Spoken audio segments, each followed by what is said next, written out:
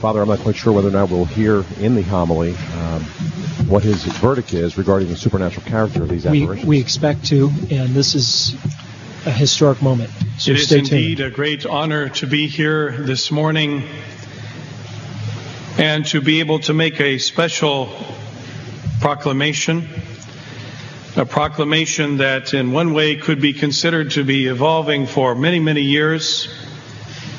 This apparition site having been begun in 151 years ago, and today receiving full approbation of the Church.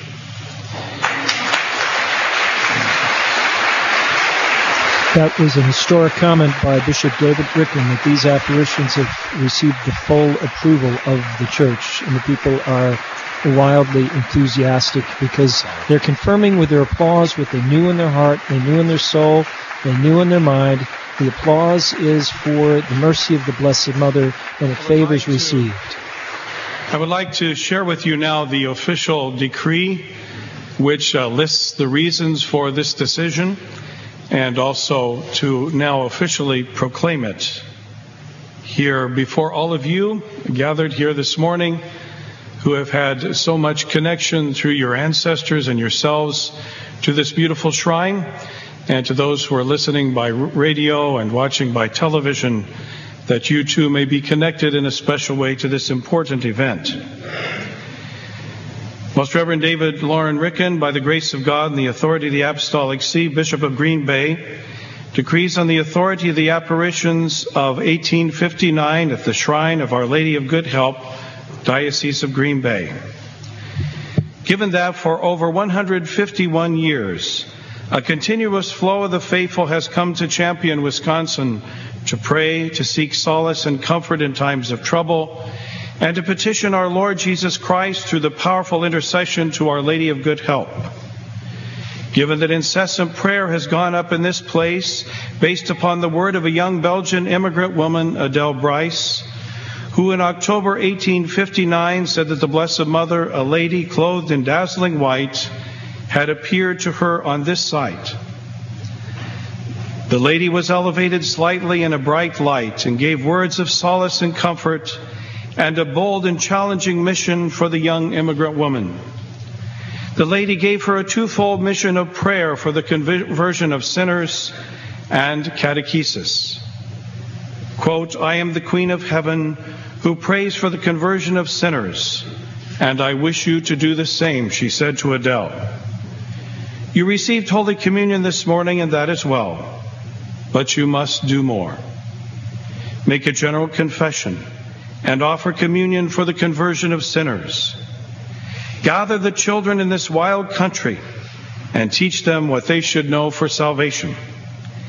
Teach them their catechism, how to sign themselves with the sign of the cross, and how to approach the sacraments.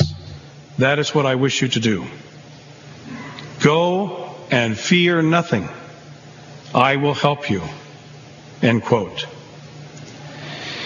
Adele Bryce began immediately to fulfill the mandate and mission entrusted to her by the lady, and oftentimes at great personal sacrifice went to the homes of the children to instruct them in the largely unsettled and forested area in Wisconsin. Adele was ever obedient to the authorities of the Church and steadfast in the mission entrusted to her by Our Lady, no matter what difficulty she encountered. The mission given her became such a commitment that she set up a Catholic school of instruction for children here and even began a community of third-order Franciscan women who assisted her in her obedience to the mandate of Our Lady to pray for the conversion of sinners and to instruct the children. A long tradition of oral and some documented sources recounting answered prayers at the Shrine of Our Lady of Good Help include conversions and many physical healings attributed to the Blessed Mother's intercession. Many physical healings are memorialized by the multitude of crutches and other mementos of thanksgiving for answered prayers left at the shrine. Prayers for physical healing are answered even to this day through the intercession of Our Lady of Good Help.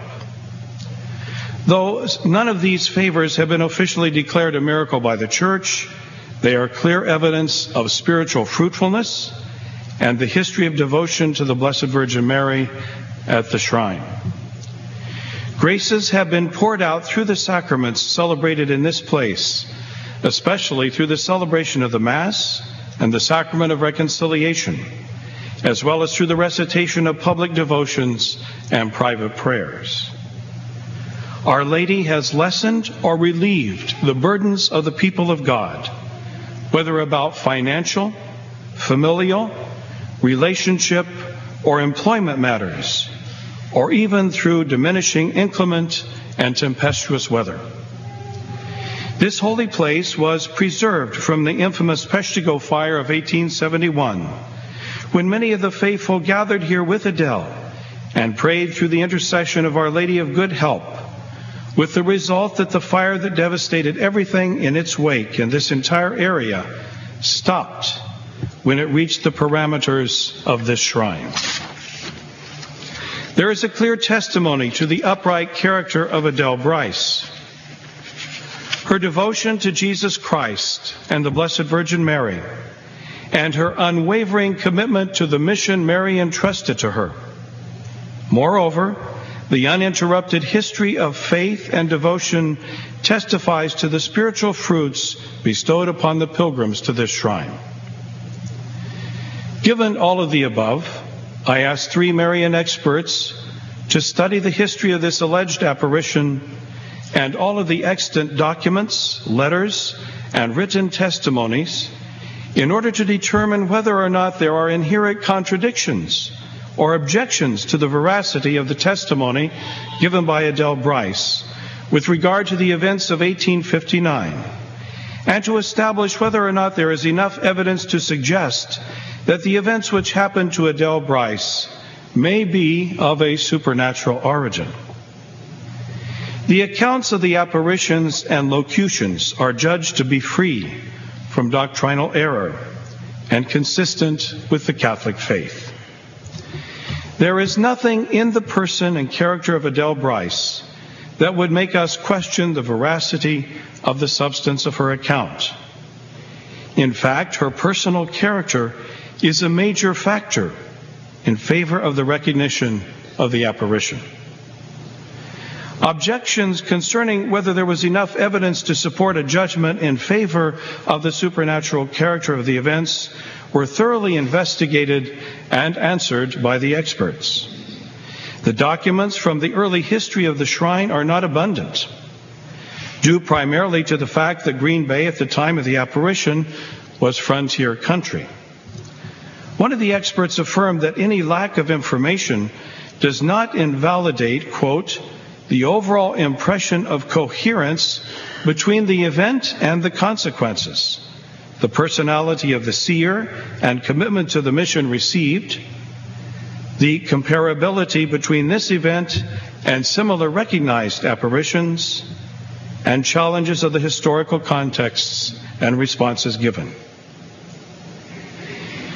Given that these simple apparitions and locutions given to Adele Bryce became such a compelling theological and religious mission for her, the effects of these endeavors by her and many others have lasted these many years with such major spiritual benefit to so many people. Many of the local clergy and clergy from other dioceses and religious institutes have come here on pilgrimage with their people, also with spiritual benefit. All of my esteemed predecessor bishops of the Diocese of Green Bay for the past 151 years have been present for special masses in honor of Our Lady of Good Help, and some of them have even actively promoted the shrine. Therefore, it remains to me now, the 12th Bishop of the Diocese of Green Bay, and the lowliest of the servants of Mary and Jesus, to declare with moral certainty and in accord with the norms of the Church that the events, apparitions, and locutions given to Adele Bryce in October of 1859 do exhibit the substance of supernatural character and I do hereby approve these apparitions as worthy of belief, although not obligatory, by the Christian faithful. I encourage the faithful to frequent this holy place as a place of solace and answered prayer. This document, given at the shrine of Our Lady of Good Help, Champion, Wisconsin, the 8th day of December in the year of our Lord 2010, the solemnity of the Immaculate Conception of the Blessed Virgin Mary. David L. Ricken, 12th Bishop of the Diocese of Green Bay, John F. Durfler, Chancellor. Let's thank the Blessed Mother. Ladies and gentlemen, that was a historic moment in our country. The first approved apparition for the United States of America. History has been made. Absolutely.